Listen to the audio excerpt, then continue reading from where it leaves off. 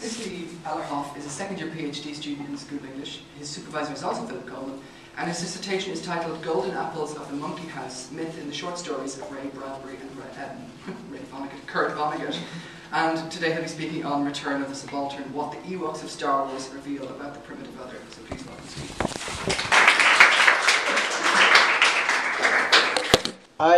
I should begin this talk with the full disclosure that the first film I saw in a movie theater was Return of the Jedi. My father took me when I was 3 years old, and it's one of my very first memories. Also, given the proliferation of Star Wars Apocrypha, I need to point out that I'm only discussing the live-action Ewok films. So that's Return of the Jedi, The Caravan of Courage, and The Battle for Endor. I will not be discussing Ewoks, the animated series, so I'm sorry to anybody who showed up. I'm ready for that.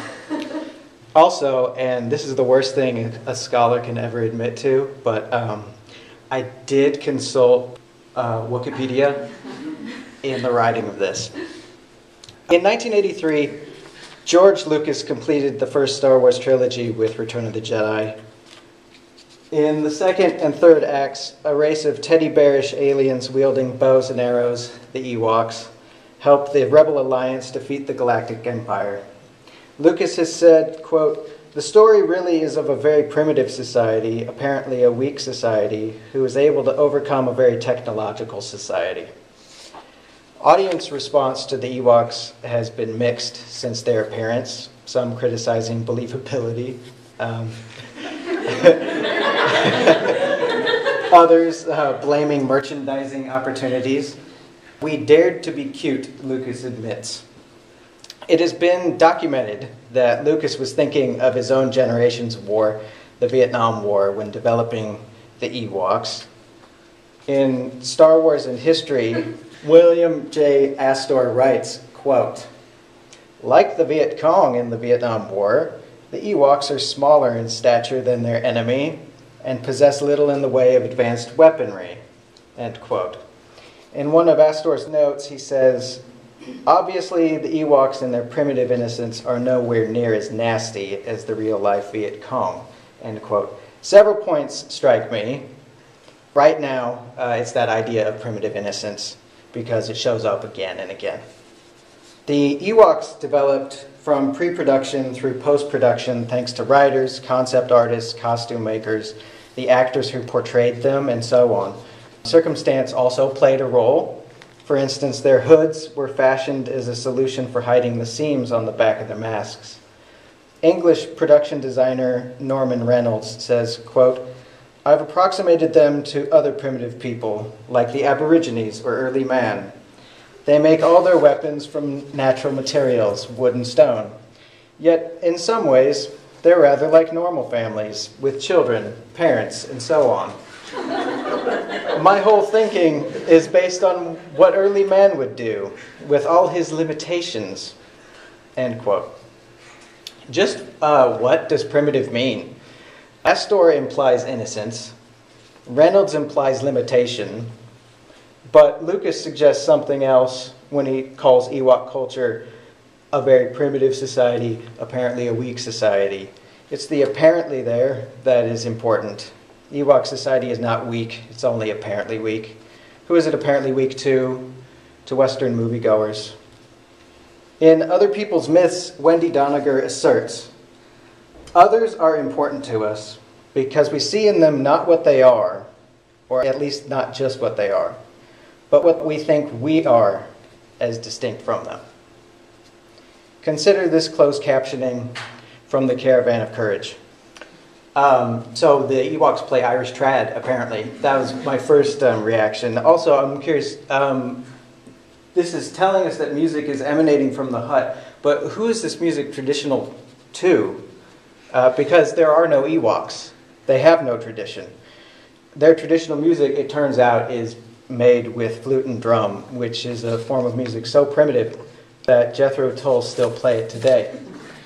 But what about their spears and arrows?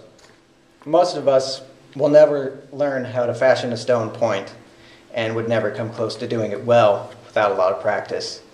And yet we see stone tools in museum display cases and think, how primitive.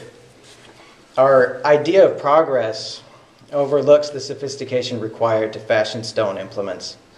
And we're so blind to this, I think, that the sight of Ewoks and leather hang gliders remains unquestioned. In The Making of Return of the Jedi, John Philip Peacher writes, "The gliders suspended from the ceiling in front of the giant blue screen are magnificent-looking pieces of primitive technology. The problem is that hang gliders are a distinctly modern invention. Despite Leonardo da Vinci's sketches around 1500, controlled hang gliding was not reliably achieved until 1889 by German engineer Otto Lilienthal. The Ewoks are so good at fashioning these aircraft that in the Battle for Endor, Wicket, who's just a child Ewok, is able to fashion one overnight in a cave from skins and bones that he just finds laying around. So, isn't it interesting that we relate more to the star pilots and space wizards wielding laser swords, whose technologies we don't possess, than the stick and stone wielding Ewoks? On an evolutionary scale, we've spent far longer living communally and using stone and wood than we have in outer space. We've only walked on the moon a mere 90 hours. That's it. Yet droids are more relatable than Ewoks. How eager we are to imagine ahead and how reluctant to confront symbols of our past. Even the Ewok language, which protocol droid C-3PO can instantaneously translate, is described as a very primitive dialect. Look what happens in closed captioning when the Ewoks talk. We're presented with Ewokese.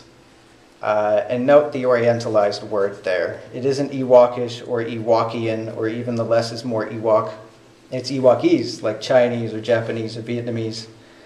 Though some Star Wars aliens receive subtitles when speaking their own language, Ewoks are never subtitled. Actually, R2-D2 and many Star Wars aliens speak without subtitles. Nien Nunb even speaks an actual language, Haya, which is the language of the Haya who live in East Africa. A college student from Kenya named Kipsang Rotish translated and spoke Nien Nunb's lines. Sound editor Ben Burt says, "When the film played in Nairobi, listeners in the audience were thrilled to hear their own language at Star Wars. They took it as a great honor. Kipsang became a celebrity in his home country and made the rounds of the local talk shows." Despite all that, he was uncredited in the movie. The chief linguist of Ewokese is Ben Burt. With his work on Star Wars, which demanded new sound effects for everything from lightsabers to Wookiees, he revolutionized the craft of sound design and stands decorated today with awards for his contributions to filmmaking. Heading up Sprocket Systems and Skywalker Sound, a department no less significant than Industrial Light and Magic, he built a library of noises through a wide range of methods. The sound of Jabba the Hutt licking his lips is him stirring his wife's macaroni and cheese in a bowl. The Ranker's roar is his insanely aggressive dachshund that lived next door to him. His philosophy is based on emotion. Quote, "The key to creativity in sound design is to develop the skill to select just the right sound at just the right moment. Good sound is carefully chosen samples of meaningful noise that relate to some predictable emotional response." One of Burt's first tasks for Return of the Jedi was creating the Ewok language. Inspiration arrived when he saw a PBS documentary about the Kalmyk, a people of China and Mongolia. "I thought, wow," he says, "this language is very interesting. It has something we haven't heard before. It seems like it would be something good for the Ewoks."